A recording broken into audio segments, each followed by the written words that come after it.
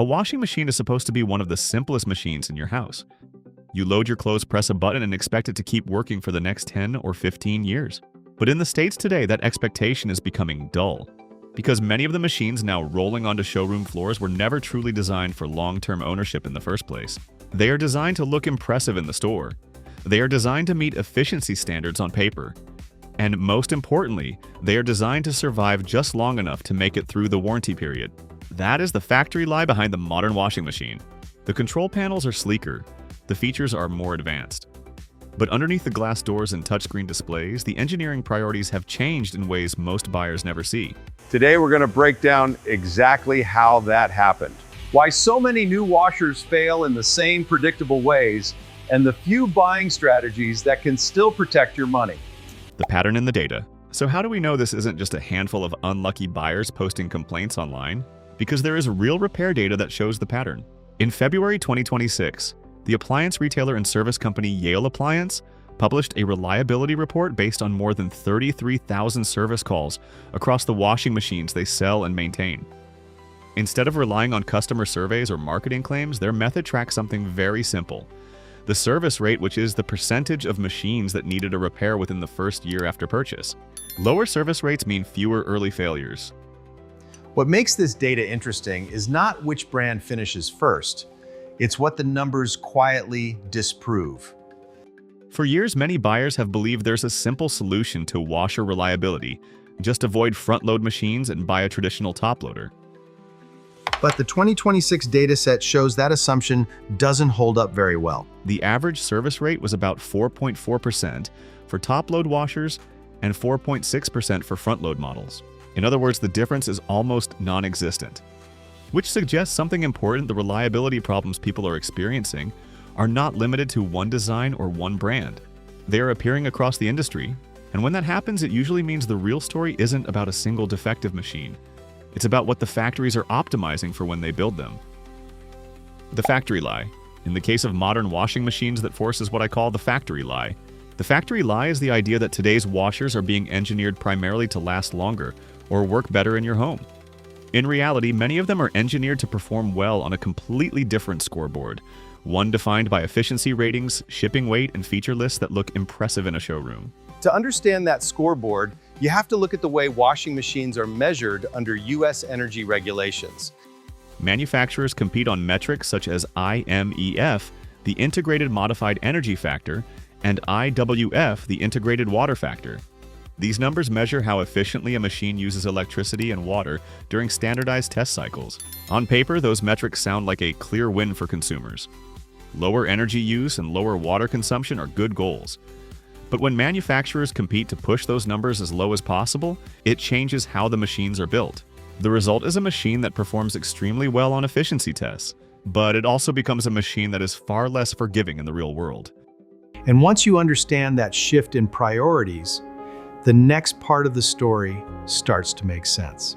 Because the same engineering compromises that improve those test scores are also the ones that keep showing up in real repair calls. The cost of the compromise. The compromises that improve those efficiency scores are not abstract engineering ideas. You can see them directly in the way modern washing machines are built. To reduce water consumption, manufacturers design machines that operate with much smaller volumes of water than older models ever used. To compensate for that, they increase spin speeds to pull more moisture out of clothes. And to manage those tighter wash cycles, they rely on a growing network of sensors, electronic controls, and automated safety locks that regulate every stage of the process. On paper, those changes make the machine look more advanced and more efficient, but they also make the machine far more complex. And complexity is where the real trade-offs begin. Because efficiency standards alone don't explain why these compromises have become so aggressive across the industry. The other half of the story has nothing to do with test laboratories or energy regulations. It has to do with the way washing machines are actually sold. Most people don't buy a washer the way an engineer evaluates equipment. They buy it the way most appliances are bought today, by comparing price tags and feature lists on a showroom floor or an online store page. A larger drum, a touchscreen interface, Wi-Fi connectivity, dozens of specialized wash cycles. Those are the things that help a product stand out. And the truth is that many of those features are relatively inexpensive for manufacturers to add. A new control interface or an extra electronic module can make a machine look more sophisticated without dramatically increasing production costs. Durability works the opposite way. It is expensive, invisible in the store, and difficult to advertise. So when factories are trying to meet competitive price points, the invisible parts are often the first to change. And once that happens, the weakest links tend to appear in the same predictable places, starting with the electronics that control the entire machine. Failure mode. Number 1. When the electronics take control. This is where many modern washing machines reveal their first weak point. The machine still has power. The display lights up. The drum may even move for a moment, but then something small happens. A sensor doesn't report the right signal, the lid lock fails to engage properly, or the control system decides a safety condition hasn't been met. And suddenly the entire washer refuses to continue. In older machines, a mechanical problem usually showed up gradually. A bearing would start to grow louder. A belt might slip. The machine would still run while you figured out what was wrong. Modern washers behave very differently. Because the entire wash cycle is controlled by electronics, a single failed signal can shut down the whole process. The machine is constantly checking whether certain conditions are met. The door must be locked. The water level must match the programmed cycle. The drum must spin within a precise speed range. If one of those signals doesn't look correct, the system simply stops. Manufacturers are very open about this behavior. Support documentation from major appliance brands explains that many washers lock the lid during load sensing and high-speed spin cycles to prevent injury. If the machine cannot confirm that lock, the cycle will not continue. In other words, the washer doesn't try to limp through the problem. It freezes. That's why troubleshooting a modern washer often starts sounding strangely similar to troubleshooting a computer. Many official support guides actually recommend unplugging the machine for several minutes to reset the control system before trying again. Sometimes that works, but when it doesn't, the repair usually involves replacing the electronic module that controls the entire machine. And once you move from resetting electronics to replacing them, the economics change quickly. A relatively small component failure can turn into a service call, a replacement control board, and a repair bill that makes many owners start thinking about buying a new machine instead. And electronics are only the first layer of weakness. Because when the next failure point appears deeper inside the machine, the repair often stops being a reset and becomes a teardown. Failure mode number 2, the sealed repair trap. If the first failure mode is electronic, the second one is mechanical, and you can usually hear it coming. It starts as a low rumble during spin. Then the machine begins to shake in a way it never used to. And eventually it sounds less like an appliance and more like something industrial that's coming apart in your laundry room. That sound is often the drum bearings begging for mercy. Here's the simple version. The inner drum is supposed to spin smoothly on bearings, and a seal is supposed to keep water out of that bearing area. Over time, vibration, heat, and moisture do what they always do. The seal weakens. Water gets where it shouldn't. The bearings corrode. The drum starts to wobble, grind, and slam. And once that process begins, it doesn't really reverse itself. You're not recalibrating your way out of it. You're fixing it, or you're replacing the machine. Now, this is where the factory lie becomes a ledger problem. Because the failure might be a bearing, but the industry often sells the fix as a tub. In many modern designs, the bearing system isn't treated like a serviceable component you replace. It's treated like part of a larger assembly: the outer tub, the drive shaft, the seal, the whole structure. And that changes the economics overnight.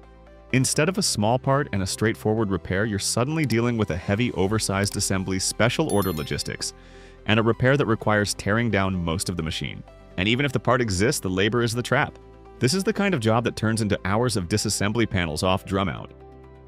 Major components moved just to access the failure, which means the real cost isn't just the part. It's the technician time, the diagnostic charge, the second visit, the scheduling delay, the we need to order it, and the uncomfortable moment when you realize the repair is starting to chase the price of a new washer. That's the design outcome the customer never sees on the sales floor. A machine that fails in a way that pushes you toward replacement, not repair. And this is why people feel like they're stuck in a loop. Not because they're buying the wrong cycle, not because they're using the wrong button, but because the machine is built so that a common, predictable mechanical wear item turns into an uneconomical event. And once you understand that, the next layer makes even more sense, because not every failure announces itself with a freight train spin cycle. Some failures are quieter, nastier, and more routine. The gasket, the residue, the odor economy. Failure mode. Number 3, the odor economy. Not every failure announces itself with a grinding spin cycle or a flashing error code. Some of them arrive quietly. You open the washer after a load finishes and something smells wrong. The clothes technically look clean, but the air inside the drum carries a sour, damp odor that wasn't there when the machine was new. Over time, the smell becomes stronger, and you start noticing dark residue building up in the folds of the rubber door gasket. This is one of the most common complaints with modern high-efficiency washers, especially front-loading machines. And the reason comes back to the same design priorities we discussed earlier. Modern washers use far less water than older machines. That efficiency is great on paper, but it also means there is much less margin to flush detergent. Residue, fabric softener, and microscopic debris completely out of the system. Those materials tend to collect in hidden places: the door gasket, the detergent drawer, the small channels where water drains out of the tub. The gasket itself becomes the perfect habitat. It's a flexible rubber seal designed to keep water inside the machine during a cycle. But once the cycle ends, the folds of that gasket often trap small amounts of moisture. Inside that warm, dark space, residue and moisture combine to create an ideal environment for mildew and odor-producing bacteria. And this is where the problem becomes less about mechanical failure and more about daily maintenance. Manufacturers openly acknowledge this behavior in their own guidance. Owners are advised to wipe the gasket dry after washing, leave the door open between loads to allow airflow, and occasionally run special cleaning cycles to remove buildup. In other words, the machine hasn't technically failed, but it has quietly transferred part of the maintenance burden to you. If those routines are skipped, which is easy in a busy household, the odor gradually returns. The washer still works, but the experience becomes frustrating enough that many owners start thinking about replacement long before the machine is truly worn out. And that's the final pattern you start to see across the modern laundry market. Some machines fail electronically, some fail mechanically, others simply become unpleasant to live with.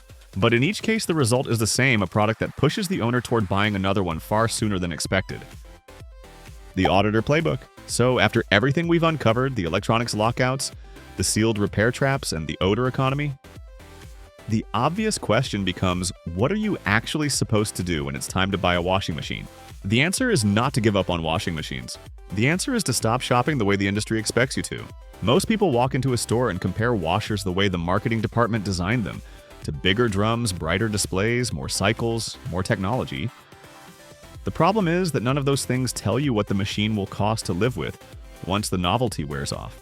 If you want to avoid the trap, you have to change the way you evaluate the purchase. The first path is to look for machines that come from commercial design DNA.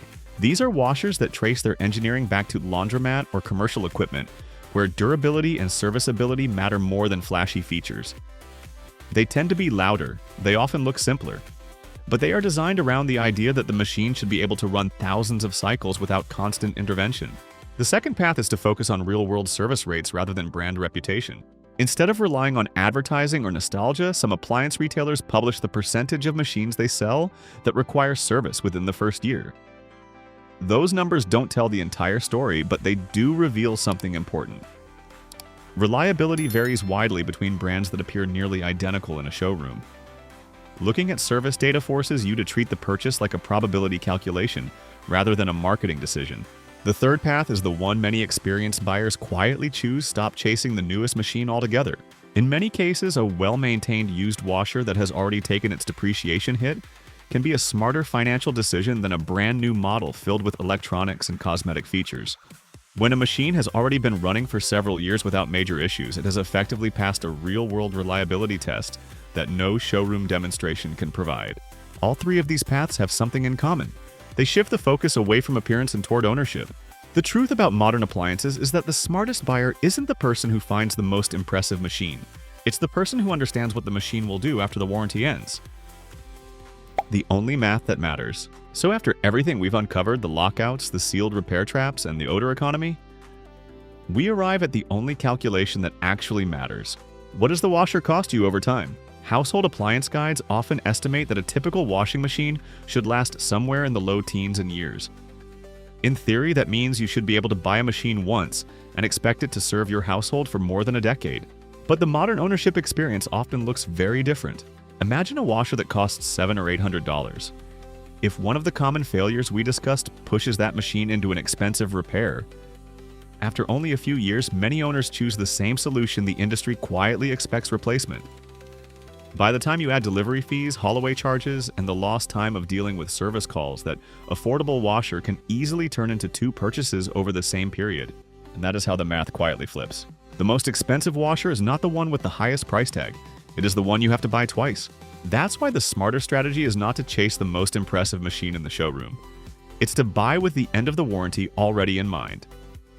Look for machines designed around durability or brands that consistently show lower service rates, or even a well-maintained used model that has already proven itself in the real world. Because once you start looking at the purchase through that lens, the entire market starts to look different. You're no longer buying a shiny appliance. You're deciding whether you want to own a machine or rent one from the replacement cycle. If this breakdown helped you see the appliance aisle a little more clearly, consider subscribing. This channel exists to pull back the curtain on the machines we rely on every day. And if you own a washer that has truly stood the test of time, drop the model and the year in the comments. Your experience might help the next person avoid an expensive mistake.